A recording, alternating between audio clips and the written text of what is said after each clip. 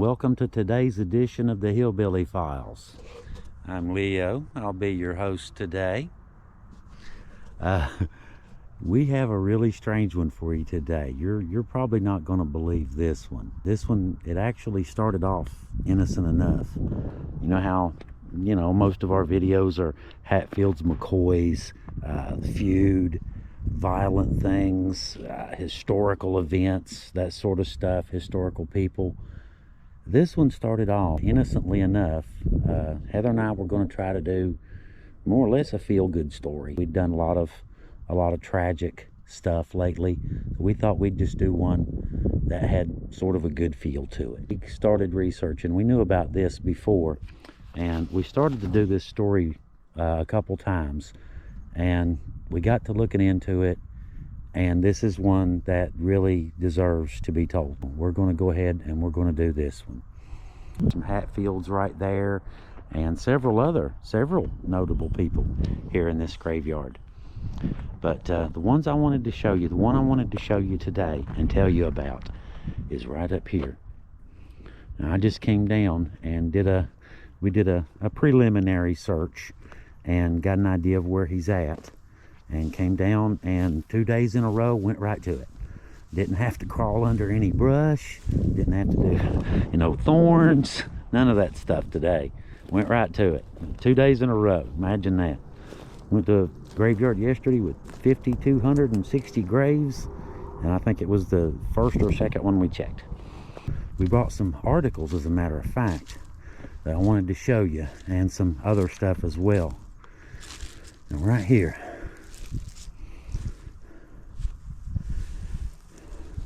let me get a close-up.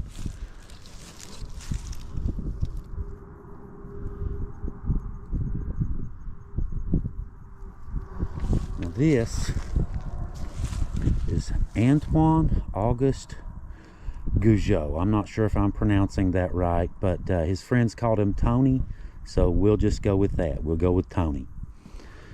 Now, that's his footstone right there. Tony was literally one of the greatest generation. He really was. And he's right here in our little bitty town in Williamson. Imagine that. He and his brother, they hold a very unique place in American history. They are true heroes.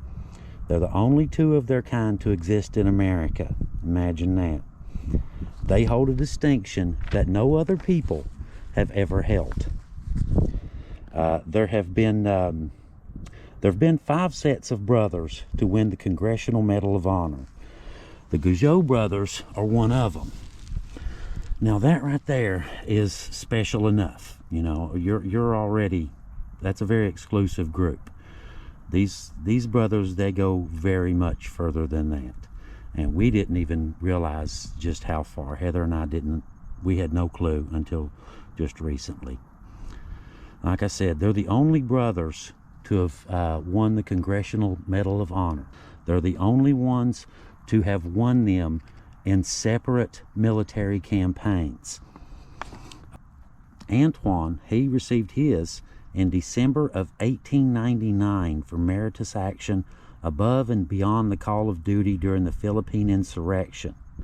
This guy right here, Tony, he swam across a river under heavy gunfire to retrieve a boat to evacuate his fellow soldiers. Now that is a total hero. Yes, it gets better. His brother, Julian, at the time, but who later attained the rank of a colonel in the U.S. Army, he received his medal for battlefield actions a few years later in 1911 during a U.S. mission along the Mexican border. Julian is buried at Arlington National Cemetery just outside of D.C. He's the only person in history to have won the medal in a peacekeeping operation. For 87 years, Antoine has been in the Fairview Cemetery in Williamson, West Virginia, largely unknown. The stone that you're looking at right now, that one, that is a recent addition. This was his original right here, just a little faded out foot marker. That's all he had. Crumbling, all that sort of thing.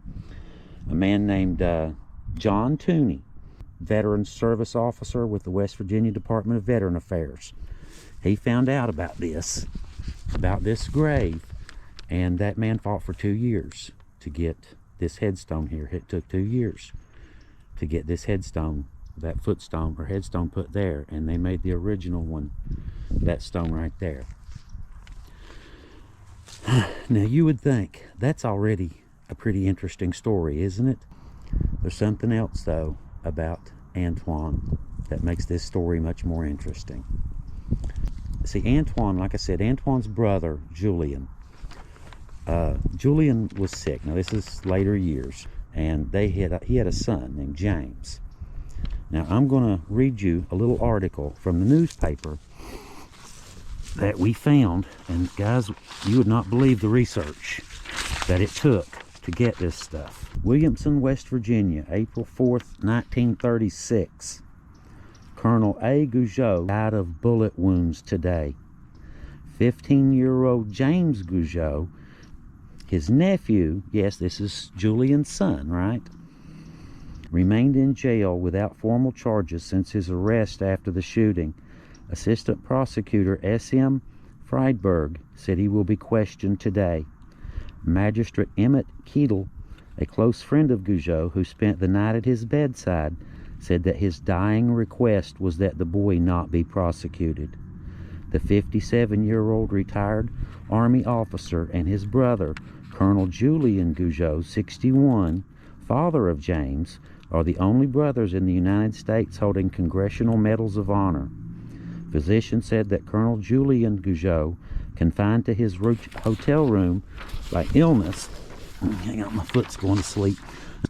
Sheriff Hatfield said that he had talked to Colonel Gaujot shortly before, and he underwent an operation, that the ex-Army officer gave him a complete description of the shooting. Hatfield quoted that the brother, Colonel Julian Gaujot, sent his son to have a $12 check cashed Sunday, and that the boy didn't return with the money. He asked his brother to inquire about the money, Hatfield said, and requested that he help discipline the youth, adding that failing health prevented him from exercising control. Hatfield continued, Colonel Gaujot said he started for his brother's room at the hotel this afternoon and met James in the hall. He inquired about the money. James flared up and an argument followed, which Colonel Gaujot said the boy threatened his life. He walked toward the door across the hall from his brother's room and then jumped into the room and slammed the door. The boy fired through the door. 2 bullets struck Colonel Gaujot. Five holes were found in the door. James then left, and Colonel Gaujot staggered into his brother's room and called the desk clerk and asked him to call an ambulance. James ran back in, came back into the room, and fired 3 more shots at close range. All 3 hit him. Hatfield said that the boy's father arrived in time to see the last 3 shots fired, adding that the first shot knocked his brother from the stool on which he sat at the telephone. Police Chief Maynard quoted the boy that he fired at his uncle after he called the youth several names and struck him. Now you think about that. Now I'm going to head somewhere else. We've got another stop on the way in this story, and we'll be there in just in a second. I'll see you guys in a few. This is the Williamson Memorial Hospital. This is where Tony was brought. One of the greatest American heroes in history had 5 bullets in his stomach and was dying. They did surgery to try and remove the bullets, and he lived for a while. James, the nephew, was arrested, and Julian was pretty much inconsolable, and he just about was on his deathbed as well. So 2 of America's greatest heroes were about to die. It's strange how You know, you do these videos, and like I mentioned, we had all intentions of this being a good, nice family video about some American heroes, and it turned out to be tragic as well. If you look right down there, you can see the Mountaineer Hotel. That's where the shooting occurred, right there in that hotel. Tony was brought up here to the hospital.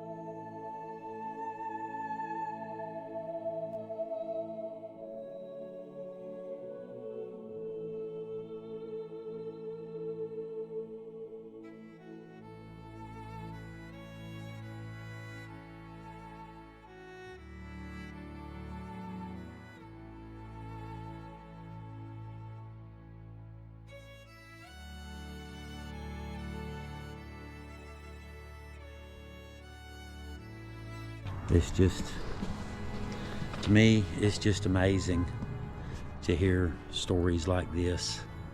The Hatfields and McCoys, they're a great story. Make One Massacre, it's a fantastic story. All these other things, all these other historic big events, you know, they're big events. They're historically significant. This man meant something. Both of them did. Rest in peace, brothers. Two of the brothers, at this point, they're both gone. James, he goes on. You know, we couldn't really find much about his sentencing. You know, what his time served or whatever.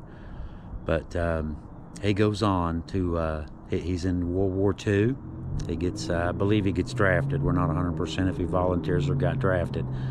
But he spent some time in World War II, and he died later in Montana in a plane crash. And, you know, it's just strange, you know. Like I said, you're telling these stories, and you don't expect, we didn't expect all this. This is what we got, you know. This is where it led. You know, you can't really change the facts. You have to follow the story where it leads, and this is where this one led. Like I said, it's a terrible shame, you know. Two war heroes lost, and you know, they're irreplaceable. These, you know, people, veterans and this and veterans that, but if it weren't for veterans, we wouldn't be here. We wouldn't have a country. You know, we would probably be speaking German right now. These guys, they made a real difference in the world and in our lives. You know, today, they made a real difference in our lives today, and they deserve our respect. Now, before I get all whatever weirded out, I did want to mention one other thing. You guys know how all this stuff works, right? This is all viewer supported. The entire thing, everything we do, is supported by you guys. We would certainly love to have you guys as subscribers. We appreciate you, every single one of you. Don't know if you know this or not. Tell you the truth, I didn't know it till Heather told me. I didn't know this. The little button at the right side on the top, it says join. You can join Facebook pages. And the way it works kind of like a Netflix subscription. You know, $1, $2, $3 a month, something like that. And you know, end it whenever you want. But I think our highest is only like $10 a month, something like that. But anyhow, it goes to help support us to do stuff like this, you know, to do more things like this. We can't even imagine the words to tell you guys how much we really enjoy bringing you guys these videos, and how much we appreciate you guys. You know, there really are no words, you know, to express that. But I just wanted to say thanks. And if any of you guys would like to join as members of our page, we would certainly appreciate you. We certainly would. Anyhow, guys, I hope you've enjoyed our little story today. I guess more of a memorial than anything. But anyhow, you guys keep these brothers in your thoughts and in your prayers and stuff. And y'all have a good day. Thanks for watching.